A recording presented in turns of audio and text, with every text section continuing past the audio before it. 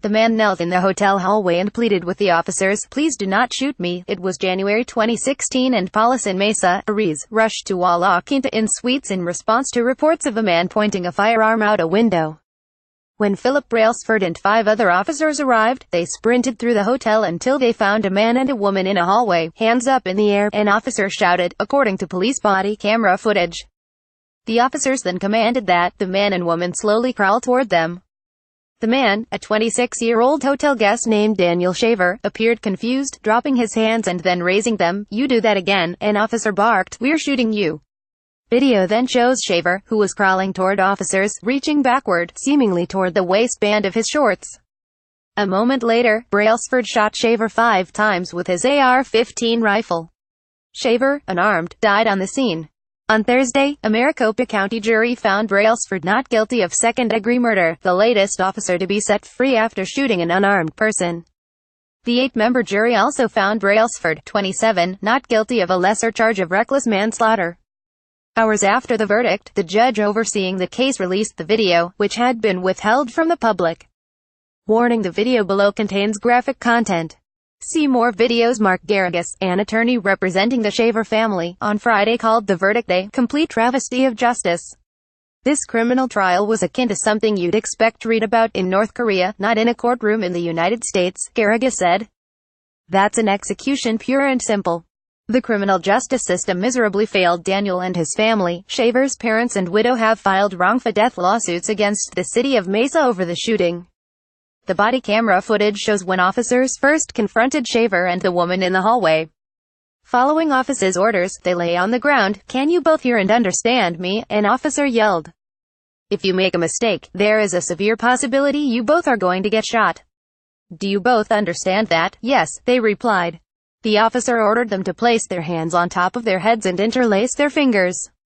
With the couple prone on the carpet, the officer told them to cross their left foot over their right foot. Shaver appeared confused at the order, but eventually complied. The officer asked whether they were intoxicated. Both said no. "So you're not going to have any problems understanding anything that I tell you, right?" the officer asked. "Yes," Shaver and the woman replied. After taking the woman into custody, the officers turned their attention to Shaver. "Young man, listen to my instructions, and do not make a mistake," the officer barked. As the incident unfolded, Shaver appeared to have more trouble complying with orders. At one point, while still face down on the carpet, he crossed his arms and rested his head on top of them. The officer yelled at him to keep his arms straight out and on the ground.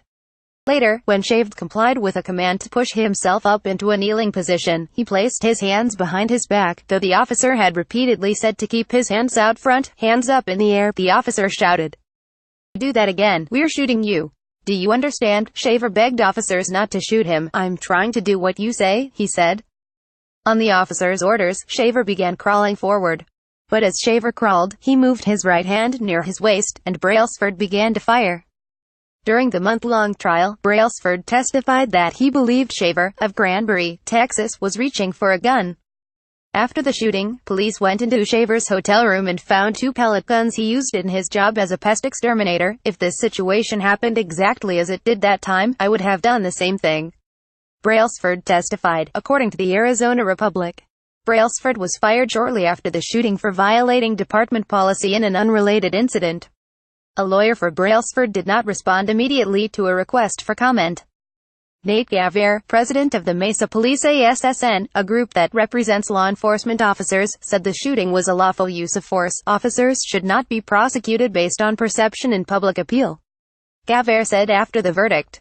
"We are a nation of laws, and emotion and empathy cannot carry the day." Brailsford is the latest in a number of police officers to be acquitted in high-profile shootings, despite being captured on body camera video.